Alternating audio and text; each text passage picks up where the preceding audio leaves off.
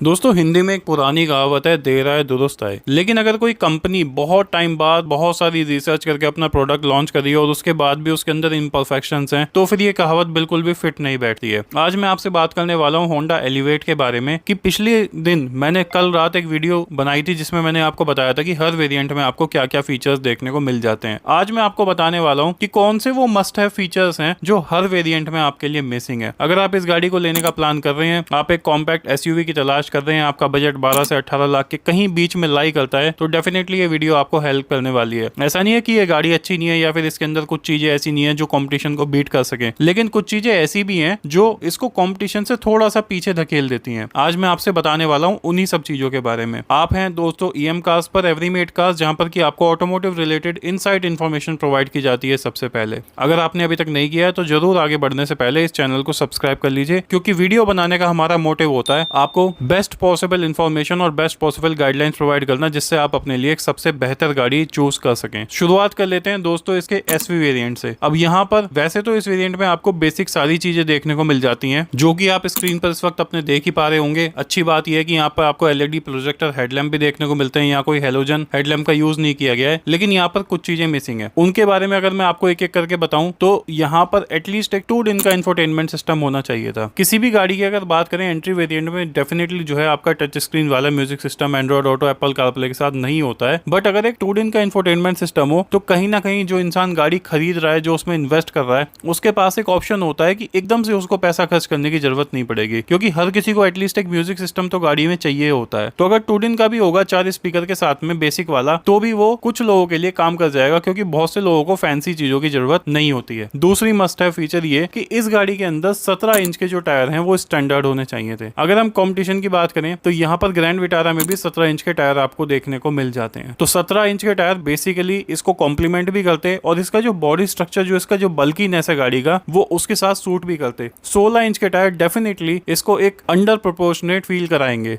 तीसरी must have चीज दोस्तों जो इस वेरिएंट से मिसिंग है वो है कि 6 एयरबैग आज की डेट में एज स्टैंडर्ड होने चाहिए थे। अभी हमने देखा Hyundai ने एक्स्ट्रा लॉन्च की थी जहां पर कि 6 एयरबैग्स को एज स्टैंडर्ड हर वेरिएंट में डाला गया था, और उसके साथ साथ अब बहुत कंपनीज भी इसको फॉलो कर रही हैं। जैसे कि टाटा नेक्सॉन जो अब फेसलिफ्ट आया है, वहां पर भी आपको 6 एयरबैग्स एज स्टैंडर्ड देखने को मिल जाते हैं। तो इस गाड़ी में भी आपके 6 एयरबैग्स मस्ट होने चाहिए थे। उसके बाद में दोस्तों आगे बढ़ते हैं अगले वेरिएंट की तरफ, जो कि आपका आ जाता है वी वेरिएंट। वी वेरिएंट में भी आपको काफी सारी चीजें देखने को मिल जाती है जो आप स्क्रीन पर इस वक्त देख पा रहे हैं, लेकिन कुछ चीजें यहाँ पर मिसिंग है। उसके साथ साथ मैं आपको बता दूं कि वी वेरिएंट आपका सीवीटी का ऑप्शन भी लेके आता है, और सीवीटी जो है वो आपके वी वेरिएंट से स्टार्ट हो जाता है, वो एसवी वेरिएंट में मिसिंग है। दोस्तों यहाँ पर एक ऑप्शन होना चाहिए था, एक पैक होना चाहिए था, या फिर एक कुछ भी करके कॉम्प्लीमेंट्री समथिंग सॉर्ट ऑफ होना चाहिए था, जिससे कि लोग अगर सनरूफ को लेना चाहें तो वो उसको ले सकें। चाहे उसका नाम एक वीएस वेरिएंट रख देते या फिर कुछ भी कर देते, 30-40 हजार रुपए बढ़ा के। अगर किसी को सनरूफ लेनी है तो उस वेरिएंट में अवेलेबल होनी चाहिए थी, क्योंकि कंपटीशन में भी 7-8 लाख 9 लाख रुपए से हर गाड़ी में आज की डेट में सनरूफ जो है वो ऐड हो जाती है। दूसरा, यहाँ पर आपको रूफ रेल्स देने चाहिए थे। यहाँ पर रूफ रेल्स डेफिनेटली होने चाहिए थे, जो कि कहीं ना कहीं एक स्पोर्टी कैरेक्टर गाड़ी में ऐड करता है। बेस वेरिएंट में भले ही ना हो, लेकिन सेकंड बेस वेरिएंट में आपके ये होने चाहिए थे। जैसे कि मैंने ऑलरेडी बताया, यहाँ पर 17 इंच के व्हील और 6 एयरबैग एज स्टैंडर्ड होने चाहिए थे। उसके आगे बढ़ते हैं दोस्तों, आपका VX वेरिएंट आ जाता है, जिसमें क्या कुछ देखने को मिलता है आप स्क्रीन पर इस वक्त देख पा रहे हो, और यहाँ पर आपको कुछ चीजें अगेन मिसिंग देखने को मिल जाती हैं। एक तो स्टैंडर्ड वाली बात वही कि 6 एयरबैग एटलीस्ट इस वेरिएंट से आपके स्टार्ट हो जाने चाहिए थे।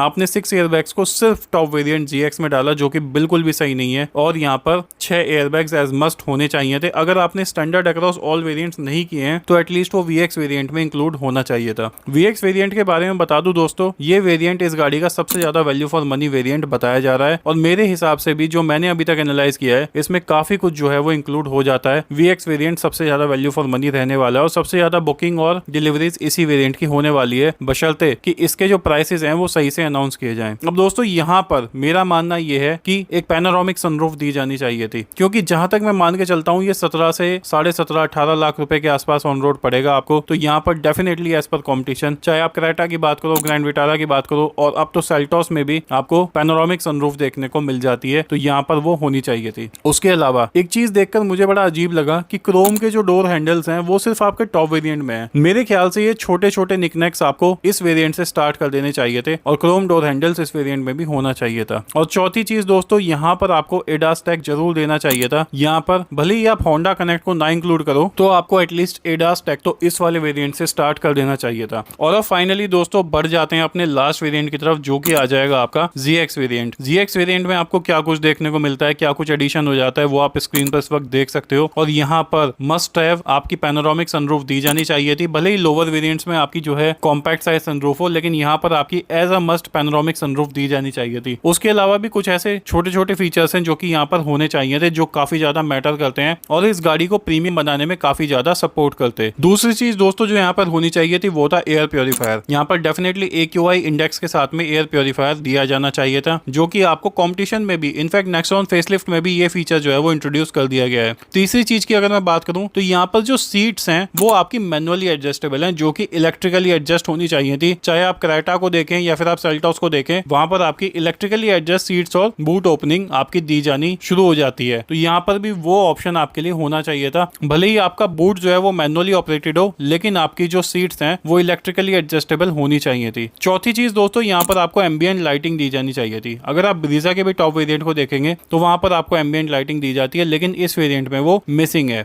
उसके साथ साथ दोस्तों यहाँ पर जो आपका ग्लव बॉक्स है वो बहुत ही कॉम्पैक्ट और छोटे साइज का दिया गया है। यहाँ पर एक कूल्ड ग्लव बॉक्स दिया जाना चाहिए था जिसमें कि लाइट भी अवेलेबल हो। तो यहाँ पर दोस्तों आप देख सकते हो हर वेरिएंट कहीं ना कहीं इम्परफेक्शंस के साथ में आता है, लेकिन ये गाड़ी अपने आप में बहुत बढ़िया है। यहाँ पर आपको रिलायबल 1500 सीसी का इंजन देखने को मिल जाता है। 17 इंच के टॉप 2 वेरिएंट्स में व्हील्स देखने को मिल जाते हैं। और अच्छी बात यह है कि सारे वेरिएंट्स में आपको जो है एलईडी हेडलैम्प का, प्रोजेक्टर एलईडी हेडलैम्प का सेटअप देखने को मिल जाता है। लेकिन फिर भी जब आप इसको कंपटीशन से कंपेयर करोगे तो वहां पर आपको कहीं ना कहीं ये गाड़ी थोड़ा सा पीछे लगेगी। और जब मैंने होंडा के शोरूम को विजिट किया था, वहां पर मैंने जो उनके रिप्रेजेंटेटिव थे उनसे बात की थी, तो उनका खुद कहना था कि फीचर्स जो है इस गाड़ी के अंदर थोड़े कम किए गए हैं और बाकी इस गाड़ी का जो यूएसपी रहने वाला है वो रहने वाला है इसका प्राइस। अब देखना ये होगा कि ये किस प्राइस ब्रैकेट में लॉन्च की जाती है, क्योंकि यहाँ पर अगर आप देखोगे तो इसके अंदर हाइब्रिड वाला वेरिएंट नहीं लाया गया है। यहाँ पर सिर्फ एक नॉर्मल वीटेक इंजन दिया जाता है जो कि आपको होंडा सिटी में देखने को मिलता है, लेकिन होंडा सिटी HEV में आपको प्योर हाइब्रिड इंजन भी देखने को मिलता है। तो यहाँ पर ये इसके लिए एक वीक सेलिंग पॉइंट होने वाला है और डेफिनेटली ये डिपेंड करेगा इस बात पर कि इसकी जो प्राइसिंग है वो कितनी ज्यादा कॉम्पिटिटिव रखी जाती है, जो कि आज आपके अनाउंस होने वाले हैं। Thank you so much for watching the video दोस्तों। अगर आपके मन में कोई डाउट्स है या फिर आपके इसके बारे में कुछ कहना है तो जरूर कमेंट सेक्शन में मेंशन करिएगा अपनी राय को। And bye bye, take care of yourself and remember always drive safe. दोस्तों एक बात और, जैसे इसके प्राइसेस अनाउंस होते हैं मैं इसके इन डिटेल्ड वेरिएंट्स को कंपेयर करूंगा और आपको बताऊंगा कि कौन सा वेरिएंट लेना आपके लिए सबसे ज्यादा फायदे का सौदा और वैल्यू फॉर मनी प्रोपोजिशन होने वाला है। तो जरूर जुड़े रहिएगा इस चैनल के साथ में और इसको सब्सक्राइब कर दीजिएगा अगर आपने वीडियो को यहाँ तक देखा है तो, और बेल नोटिफिकेशन को डेफिनेटली प्रेस कर दीजिएगा। Bye bye, take care of yourself and remember always drive safe. Bye bye दोस्तों।